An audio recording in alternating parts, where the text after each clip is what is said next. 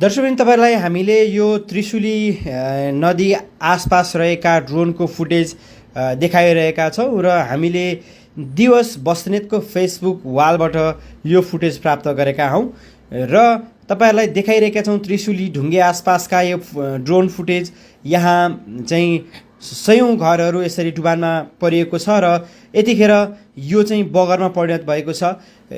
यो चाहिँ चाइनाबाट आएको हिम पहिरोको बाढी भन्ने हामीले जानकारी प्राप्त गरेका छौँ र विशेष गरी यो पहिरोले ठुलो विनाश निम्त्याएको छ।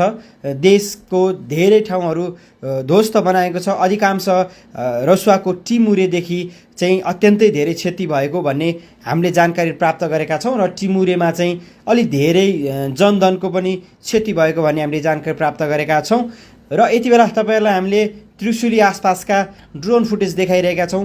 यो बाढी कसरी आएको थियो, बाढी चाहिँ बजार क्षेत्रमा कसरी बेगसहित पसेको थियो भन्ने हामीले तपाईँलाई दृश्यमा देखाइरहेका छौँ र यहाँ बनेका हाइड्रो पावरहरू पनि नरहेको पनि हामीले तपाईँलाई देखाइरहेका छौँ र अहिले चाहिँ यो विशेष गरी चाइनाबाट आएका जुन यो बाढीले अत्यन्तै ठुलो क्षति पुर्याएको छ।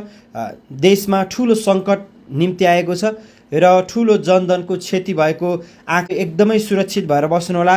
आसपासमा तपाईँले यो जुन खोलाको विध्वंस तपाईँलाई हामीले देखाइरहेका छौँ, जुन चाहिँ यो त्रिशुली खोला हामी भन्छौँ र विशेष गरी यो जनै पूर्णेको ठ्याक्कै मेलाको अवसरमा धेरै तीर्थालु भक्तजनहरू गोसाइकुण्ड जाने क्रम पनि यही बाटो हुँदै जाने भएको हुनाले उहाँहरूलाई पनि प्रभावित भएको र केही मानिसहरू बेपत्ता भएको भन्ने पनि हामीले सुनेका छौँ।